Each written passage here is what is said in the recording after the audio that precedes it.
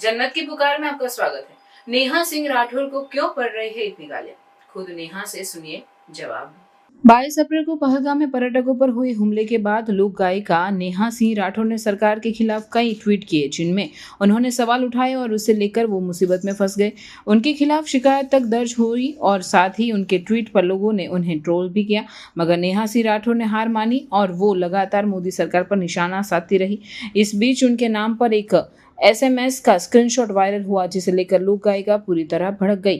अब उन्होंने अपना एक वीडियो शेयर किया, जिसके कैप्शन में उन्होंने लिखा कि गालियां और FIR उनका हौसला नहीं तोड़ सकते। नेहा ने कैप्शन में लिखा है, तुम्हारी गालियां और FIR मेरा हौसला नहीं तोड़ सकते।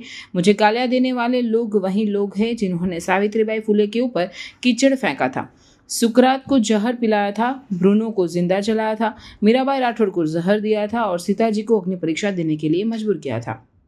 वीडियो में नेहा सिंह कहती है, सोशल मीडिया पर इन दिनों मेरा चरित्र बताने वाली पोस्ट की बाढ़ आई हुई है। सबको बताने हैं कि मैं कितनी ज्यादा चरित्रहीन हूँ। पूरी क्रिएटिविटी के साथ कीचड़ उछाला जा रहा है। एडिटेड तस्वीरों का पूरा एल्बम घूम रहा है और एडिटेड फोन कॉल से अफवाहों तक का बाजार खूब गर्म है। कुल मिलाकर सबको मजा आ रहा है। दिलचस्प बात यह है कि ये सब काम देशभक्ति के नाम पर हो रहा है और मुझे गालियां देकर लोग झटपट देशभक्त बन जा रहे हैं। अगर मैं इस प्रोसेस को ना समझ रही होती तो मैं जरूर परेशान हो जाती, कमजोर पड़ जाती, टूट जाती। लेकिन इन फर्जी देशभक्तों के लिए बुरी खबर यह है कि मैं खूब समझ रही हूँ कि इस वक्त मेरे साथ क्या हो रहा है। नेहा सिंह राठौर की वायरल इस वीडियो को आप भी देखिए। सोशल मीडिया पर इन दिनों मेरा चरित्र बताने वाली पोस्ट की बाढ़ आई हुई है। सबको बताना है कि मैं कितनी ज्यादा चरित्रहीन हूं।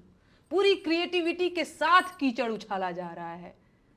एडिटेड तस्वीरों का पूरा एल्बम घूम रहा है और एडिटेड फोन कॉल से लेकर अफवाहों तक का बाजार खूब गर्म है। कुल मिलाकर सबको मजा आ रहा है। इंटरेस्टिंग बात यह है कि यह सब काम देशभक्ति के नाम पर हो रहा है और मुझे गालियां देकर लोग झटपट देशभक्त बन जा रहे हैं। अगर मैं इस प्रोसेस को न समझ रही होती तो मैं जरूर परेशान हो जाती, कमजोर पड़ जाती, टूट जाती। लेकिन इन फर्जी देशभक्तों के लिए बुरी खबर यह है कि मैं खूब समझ रही हूं कि इस वक्त मेरे साथ क्या हो रहा है और क्यों हो रहा है। मैं इस सरकार से सवाल पूछ रही हूं, लेकिन सरकार के पास मेरे सवालों का कोई जवाब नहीं है, तो बदले में मुझे गालियां दिलवाई जा रही हैं। सवाल पूछने वाली लड़कियों को रोकने का सबसे आसान तरीका यही तो है। उनके चरित्र पर सवाल उठा दो, बेचारी डर जाएंगी। न डरे तो वैश्या बोल दो, उनके घर वाले डर जाएंगे और उन्हें चुप करा देंगे।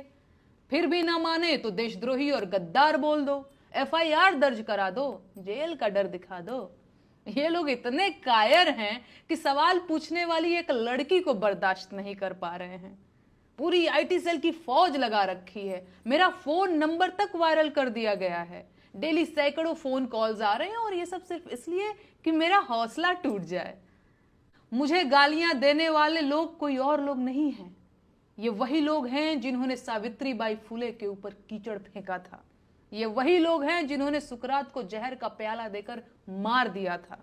ये वही लोग हैं जिन्होंने ब्रूनो को सच बोलने के लिए जिंदा जला दिया था। ये वही लोग हैं जिन्होंने मीराबाई राठौर को जहर देकर मारने की कोशिश की थी। ये वही लोग हैं जिन्होंने माता सीता को अग्नि परीक्षा देने के लिए मजबूर कर दिया था। ऐसे मूर्ख और धूर्त हर युग हर जमाने में हुए हैं और मैं इस परिदृश्य को बहुत कायदे से समझ रही हूं। इस जमाने के मूर्ख और धूर्त मुझे चाहे जितना अपमानित करें, प्रताड़ित करें, मैं हारने वाली नहीं हूं। वो मेरा जीवन ले सकते हैं लेकिन मेरा हौसला नहीं तोड़ सकते। सुकरात अगर जहर का प्याला न पीता तो मर चुका होता, पर सुकरात आज भी इसीलिए जिंदा है क्योंकि उसने झूठ बोलने के बदले जहर पीना स्वीकार किया। मैं इस देश के लोकतंत्र को बचाने की लड़ाई लड़ रही हूं। आम जनता के उन मुद्दों की लड़ाई लड़ रही हूं जिन्हें सरकार में बैठे लोगों ने पीछे धकेल दिया है। इस देश की जनता को रोजगार चाहिए सर, महंगाई से छुटकारा चाहिए, अच्छे स्कूल और अच्छे अस्पताल चाहिए, अस्पतालों में डॉक्टर और स्कूलों में शिक्षक चाहिए। आम जनता को हिंदू मुसलमान और मंदिर मस्जिद के झगड़े नहीं चाहिए। लेकिन इस सरकार ने आम जनता को सिवाय झगड़ों के और कुछ नहीं दिया है। सरकार इस देश को कमजोर कर रही है और मैं ये होने नहीं दूंगी, ये देश इस सरकार की जागीर नहीं है और प्रधानमंत्री देश के मालिक नहीं हैं। मैं ये बात 1000 बार बोलूंगी, फिर चाहे इसके लिए मुझे जहर का प्याला ही क्यों न पीना पड़े। इस देश के हाकिम को पता होना चाहिए कि मैं सिकंदर लोधी से नहीं डरती हूं।